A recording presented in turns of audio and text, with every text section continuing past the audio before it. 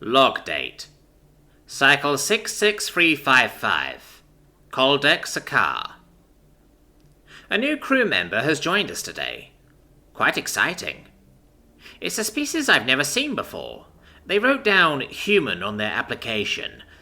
It took me a while to understand what I was looking at, due to the coincidence that in my native language, the phonetics meaning is unexplainable, as in cannot be explained. Log date. Cycle 66355. Koldeck Sakar. I met with the human during our off-duty hour. They were very sociable. A great thing, as most species in the Federation tend to lack that specific trait, or do a poor job of pretending they have it.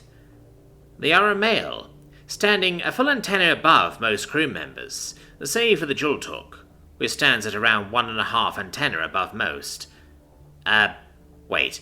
In Federation measurements, that's about 7 to 10 standard units. I found the human quite strange, to be honest. They have an internal skeleton, but lack anything akin to a hide, and instead are covered almost exclusively in soft tissues, save for the tops of their heads. Oh, almost forgot. His name was Jari. How quaint. I will not comment on what the phonetics mean in my native language. Log date. Cycle 66355. Koldeck Sakar. I was put in the same group with the human today. We never seem to have enough hands or claws, pincers, tendrils and such to get our work done. It's a constant call to action around here. Never a boring day. A pressure valve to one of the outer pods ruptured, and we needed to act fast to prevent total decompression. Luckily, the new hands of the human were quick and adept, and he moved through zero-G as if he were a wispling in atmosphere, making great use of his suit's RCS thrusters. To think such a bulky creature can move with grace. Log date. Cycle 66355. Koldeck Sakar. I don't really know where to begin with today. I met Jari working at one of the offices, just passing by to the next pod where a screen terminal had experienced some form of circuit degradation. Jari was, so I heard, he was called to fix a printer that was experiencing a clogging. He was hitting it, and called it a bad girl. The printer then, how do I put this? So the printers are made out of composites and resin plastics like most of our instruments, appliances and equipment, all graded to be capable of falling from great heights under gravity to experience no significant damages. Yet the printer exploded. I'm still washing the ink off my antenna. Jari has been banned from performing repair works on printers. Thank goodness. Log date. Cycle 66355. Koldeck Sakar. I was called to help repair one of the machines used for biosynthesis, deconstruction and reconstruction. My team and I arrived to find that the plumbing leading to the machines had apparently gone without repair or checkup for at least a few cycles, which is absolutely insane. The levels of incompetence required to overlook such vital and heavily used sectors of our base absolutely astounded me and my team. Heavy mineral deposits were the least of our worries at this point. The piping made terrible whistling noises and even rumbled occasionally. We're going to have to rip the whole section out and replace the piping. For Almari's sake, we may as well replace the supporting beams for fear of possible degradation due to acidic leakage or heavy metal contamination. Log date. Cycle 66355. Koldeck Sakar. My team was abruptly taken off the biosynthesizer's plumbing repair job. Apparently, the piping has been fixed. I read the inspection report, and it said the machines were working at full capacity, even outperforming their benchmarks prior to installation. Apparently, they were fixed. By Jari. I can't believe this. There's no way Jari could have fixed it in only a day's time. The amount of work needed to replace all those pipes would take even a full team of useless half a cycle at least. I watched the security footage to be sure, and I was right. Jerry just walked up to the damn piping, felt around the junctions and slammed his wrench at a junction point, then nodded and walked away. I have to report this. This cannot be left alone. Log date 66355. Selzel Sakar. This is insanity. Pure insanity. How? How is it outperforming benchmarks? Where'd the mineral deposits even go?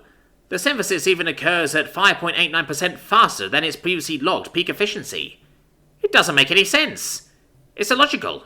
It's impossible.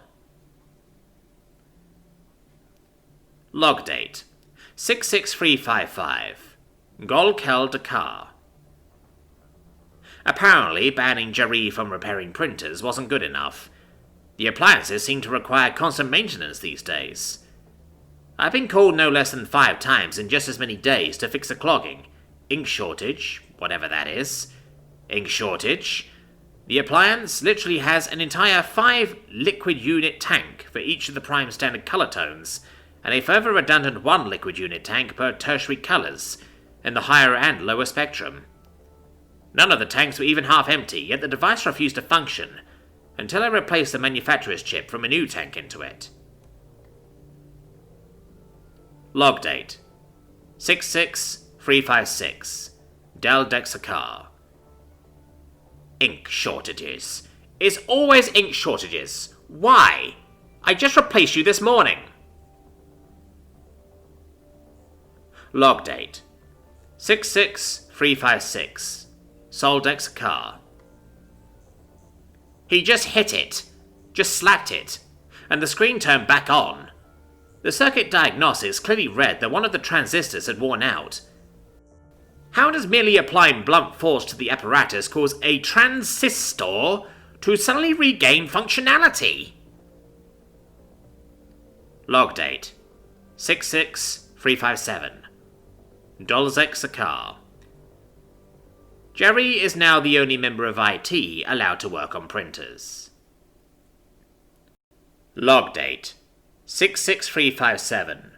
Koldek Gekar. How does it work? How? The battery was dead. Well and truly dead.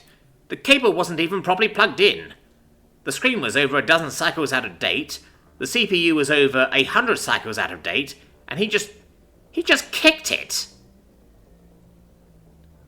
Log date 66358. Golkel Dokar. I did it. It actually worked. I just hit it and it started to function again. It was just a coffee machine, but it worked. Log date 66367. Melzek Rokar. How?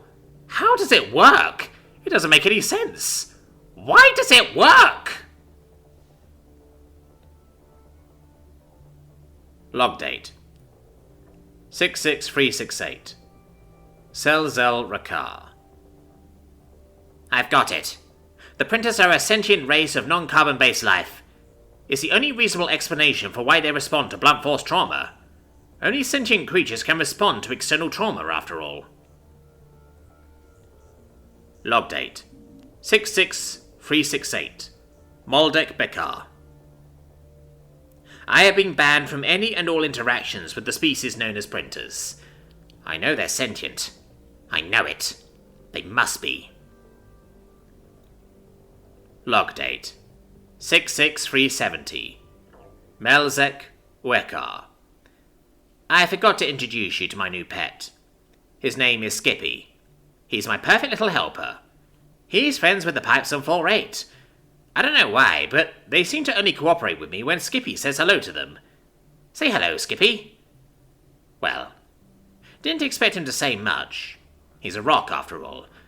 I must thank Jerry again for introducing us.